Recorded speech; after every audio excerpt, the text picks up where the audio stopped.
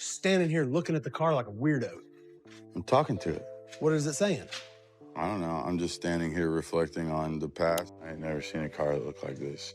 For years, Big Chief was the heart of Street Outlaws, a fearless racer and fan favorite who lived for the street. But a darker story unfolded behind the roar of engines and bright lights.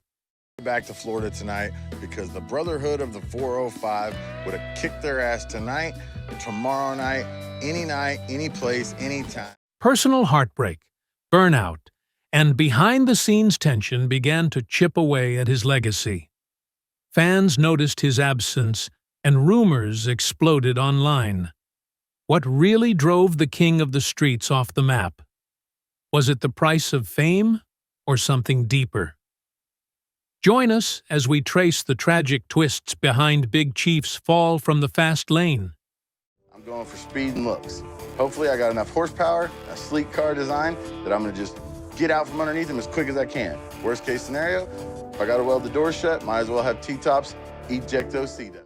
The wreck that rebuilt a legend. When Season 2 of Street Outlaws wrapped up, the finale drew in 2.57 million viewers, making it the top-rated night show for men aged 18 to 54.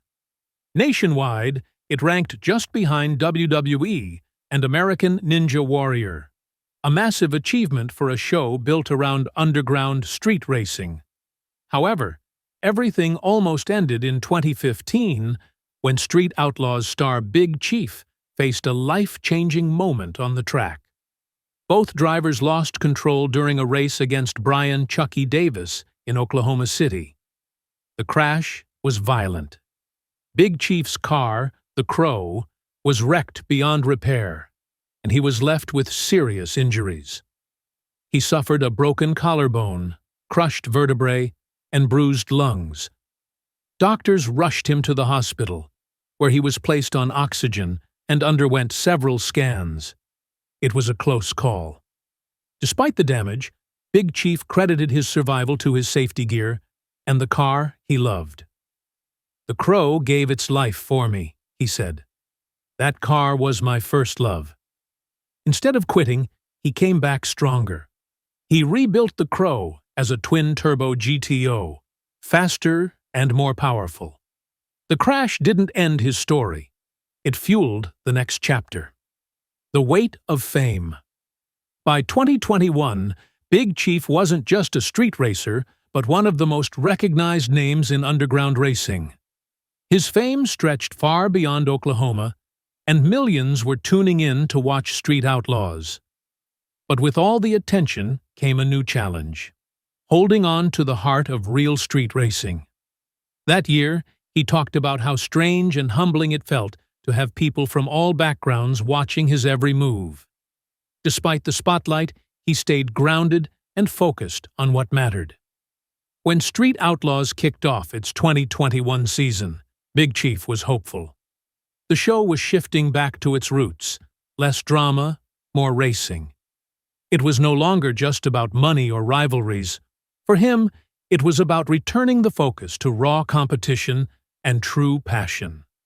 That season felt different. For once, the show finally reflected what real racers had always wanted it to be. At the center of it all was the list, the ranking of Oklahoma's fastest street racers. Big Chief and his close friend, Sean "Murder Nova" Ellington, led the pack. Around them was a loud, tight crew: Doc, Daddy Dave, Kamikaze, Farm Truck, and more, each with a strong personality and serious horsepower. The energy was wild but organized. Some fans even compared it to pro wrestling, with louder engines and real stakes. Holding the top spot on the list came with constant pressure. While others spent the night racing, collecting data, and making adjustments, Chief usually had one clean shot, straight off the trailer. Even as the #1 guy, he often felt like racing uphill.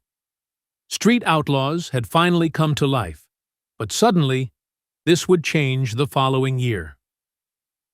The turning point. When Big Chief suddenly disappeared from Street Outlaws, fans were shocked. One of the biggest names in the street racing world had just disappeared, and no one knew exactly why. To casual viewers, it felt like he vanished without warning. But the writing had been on the wall to longtime fans who'd been paying attention. Tension had been building behind the scenes. Big Chief was slowly pulling away, and things on the set weren't quite the same anymore. Rumors exploded. Some blamed the behind-the-scenes drama. Others said he was done dealing with network politics. But one name kept coming up: Precious Cooper. Known as the Queen of the Streets, Precious joined the show in 2016 and quickly earned a reputation for beating the boys at their own game. But according to several reports, she and Big Chief clashed during the filming of America's List, a spin-off featuring the top 20 racers in the country. The issue was the race rules. Sources say the fight started when some Street Outlaws, Memphis racers, were allowed to join without qualifying. Precious allegedly called out the system, claiming it was unfair. Big Chief, who had helped shape those rules, defended them fiercely. Things heated fast, and Chief's girlfriend, Jackie Brash, jumped in. The argument spiraled. Eventually, Big Chief and Jackie packed up and left the show altogether. No one involved has confirmed the details, but the tension was real enough to break the show's core. Precious Cooper remained silent and has kept her focus on racing, continuing to appear on Street Outlaws, Memphis, and America's List, where she's proven herself time and time again. Whether she and Big Chief will settle their differences or line up on the same street again remains a mystery. Meanwhile, fans are split. Some sided with Big Chief, believing he walked away for the right reasons. Others defend Precious and say the drama may have been exaggerated or staged to boost ratings. There's speculation that the entire conflict was part of the show's growing push for scripted tension. But in March 2022, Big Chief tried to set the record straight. In a YouTube video, he explained his departure wasn't about any one person. It was about the direction of the show. He said the production team had started crafting storylines and creating drama that didn't reflect real street racing. He felt boxed in by rules he didn't create and couldn't support. According to him, Street Outlaws was turning into something unrecognizable, something he no longer believed in. What frustrated him most wasn't just the rule changes, but how conflict was exaggerated for entertainment. He didn't want to play the villain. He didn't like fake rivalries. He just wanted to race. But not everyone bought that explanation. James Goad, better known as Reaper, fired back with a 40-minute video of his own. He accused Big Chief of twisting the truth, calling him manipulative and difficult to work with. According to Reaper, the Chief wasn't the victim. He was the problem. Reaper's response only deepened the divide among fans. Was Big Chief a misunderstood leader trying to protect the purity of street racing? Or was he a controlling presence who couldn't handle losing control of the show he helped build? Despite the noise, some cast members showed quiet support. They understood why Chief left. To them, his exit was about preserving the soul of street racing in a world quickly turning into a TV spectacle. Whatever the truth, one thing is clear. Big Chief's departure marked a turning point for Street Outlaws, and the road ahead, both on and off screen, may never be the same again. The many speculations, while many point fingers at Precious Cooper for the tension behind Big Chief's exit, the truth may be more layered than fans think. The many regulations from boards that no one believed existed might have frustrated Big Chief out of the show. From the beginning, the National Hot Rod Association took a hard stance against Street Outlaws, warning racers that they could be banned from official events if they appeared on the show. Their reason was that they didn't want to be associated with what they viewed as dangerous and illegal street racing. Naturally, This didn't go over well with fans or Big Chief. Tensions flared online, and the back and forth between him and the NHRA spilled onto social media. But over time, both sides managed to cool things down. Big Chief agreed with one of the NHRA's core concerns: safety. He understood the need for structure and control in racing, even if he felt they weren't speaking the same language initially. That shift in tone led to a surprising moment of unity in 2016. Big Chief joined forces with the NHRA to film a public service announcement, urging racers to stay off the streets and take their competition to the track. The PSA aired during NHRA events on Fox Sports and marked a major step toward mutual respect. Later that same year, Big Chief made his official NHRA debut at the 62nd Chevrolet Performance U.S. Nationals at Lucas Oil Raceway in Indianapolis. Racing in the Pro Mod class, he was finally part of the system that once pushed back against him. To meet NHRA standards, he upgraded Cromond, spending $40,000 in total. That included $16,000 just for high-performance carbon fiber brakes. Yes, the show brought Big Chief fame and success, but it also demanded long filming hours, constant travel, and time away from family. Some fans believe he simply hit a breaking point. Maybe he wanted to spend more time with his partner and kids, or just live life on his own terms. Others think it was deeper than that, possibly burnout, health issues, or the urge to change direction after years in front of the camera. There's also an intense filming schedule. Shooting Street Outlaws is a grind, especially for someone who's not just racing for the cameras, but still working on cars, testing them, and competing in real street events. Sticking to a rigid TV calendar may have started to feel like a cage for a guy who lives and breathes racing. Some fans believe he just outgrew the show. After years at the top, it may be the right time to walk away and return to racing on his terms. Street Outlaws behind the scenes. In the early days of Street Outlaws, Big Chief was seen as a fair and steady leader. Most racers trusted his calls, especially regarding rules and race formats. But, as the show grew more intense, so did the scrutiny. Some racers wondered if he had too much influence, particularly regarding list changes and race decisions. What started as mutual respect slowly turned into suspicion. Tensions began to show. Rumors swirled that Big Chief didn't get along with racers like Precious Cooper and James Goad.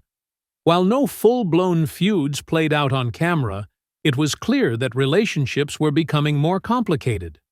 Behind the scenes in a world built on speed and pride, however, one relationship that stood out was his long-standing bond with Sean Ellington, aka Murder Nova. The two weren't just friends, they were a team. Their chemistry was built on years of trust, shared goals, and a deep love for racing. They built Midwest street cars from the ground up and co-hosted a podcast. But eventually, their paths began to diverge. Sean decided to focus more on family and launched a new venture, 187 Customs, with fellow racer Phantom. Meanwhile, Big Chief stuck to the streets, continuing to chase his vision of racing. Despite the shift in direction, both men have clarified that there's no bad blood. Their friendship may look different now, but the respect remains. So, where is Big Chief now after the heartbreaking tragedy with Street Outlaws? Going solo, after stepping away from Street Outlaws, Big Chief went back to his roots, focusing on what got him into racing in the first place: the cars. He continued working on his beloved Pontiac, the Crow, and gave fans a closer look at his projects through his YouTube channel, Midwest Street Cars. One standout build that caught attention was Caddy Jack, a supercharged Cadillac CTSV he's been fine-tuning with care. Without the pressure of a production crew, Big Chief found a new rhythm. he regularly shares behind-the-scenes updates on YouTube and Facebook. From wrenching in the garage to test runs and track days, it's been a refreshing way for fans to stay connected with him and his world. A big part of that world now includes his partner, Jackie. The two often appear together in his videos and posts, whether working on a build, heading to races, or just living away from the spotlight. The partnership goes beyond the shop floor, and fans have embraced it. Though he's no longer racing for Discovery Channel, Big Chief hasn't slowed down. He still shows up at events, engages with the racing community, and remains a respected voice. As Chief said, he wanted to fall back in love with racing without cameras, deadlines, or drama. Just him, the car, and the road. And that's exactly where he seems happiest. Let's look at one of Chief's most memorable races on the show. Head-to-Head with Kai. In Season 1 of America's List, the episode titled We Meet Again brought the kind of matchup fans live for.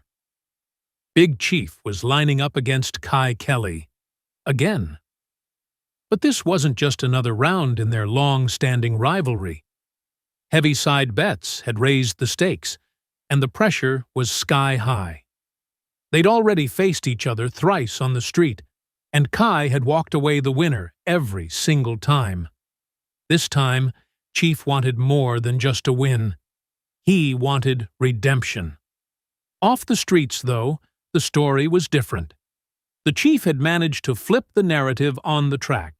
He'd beaten Kai twice in official no-prep events, where grip is unpredictable and reaction time is everything.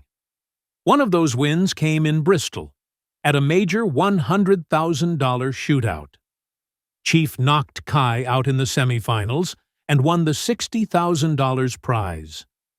That race became one of the defining moments of his career, not just because of the money, but because he'd taken out the guy who seemed untouchable on the street. Looking back, Chief called the Bristol win huge, but this new race had a different feel. The nerves were back. This time, he wasn't in Cromod, the car he drove in those earlier wins.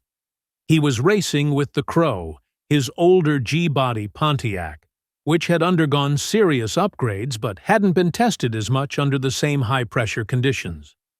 With fresh turbos, a tighter suspension setup, and a new fuel map, everything had to work perfectly. On Kai's end, the mission was simple.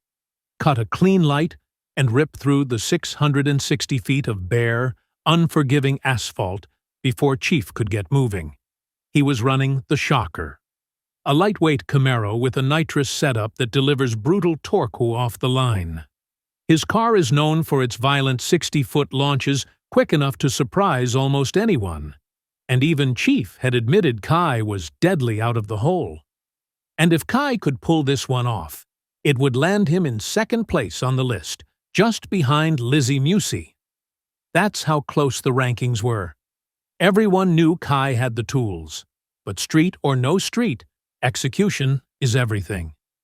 Then the light dropped, and they were off. Both cars launched hard. Chief's twin-turbo combo dug in with full boost, while Kai's nitrous hit came on fast. For a moment, it looked dead even. But halfway down the track, something went wrong. Kai's car started shaking, most likely from wheel hop or tire shake, which is common when nitrous torque hits a sketchy surface. He lost traction and had to pedal it. Meanwhile, Chief's car stayed clean and planted all the way through. Big Chief crossed first. The payout was $40,000, and the bragging rights were his. He'd just beaten the guy who'd had his number for years. After the race, Kai explained that his car had been solid in testing, but the track conditions during the pass just didn't cooperate. The shake cost him valuable tenths. That's drag racing. One small issue can ruin everything. On the other hand, Chief's setup had held beautifully. Boost came in strong, the tires gripped, and the car tracked straight. Ironically, Chief didn't realize he'd won at first. He was looking up at the scoreboard, trying to read the numbers. When it finally sunk in, he gave Kai props, especially for letting him build boost at the line. In a heads-up, flashlight start race, that kind of courtesy isn't guaranteed. But Kai had waited.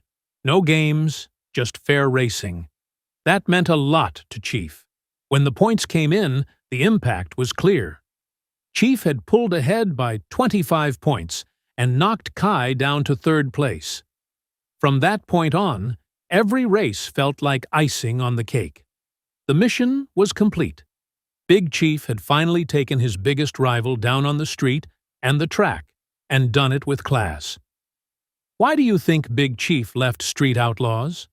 What is your most memorable Big Chief moment? Leave us your comments in the section below. Don't forget to leave a like, share, and subscribe to the channel if you liked it. Thank you for watching, and see you in the next videos.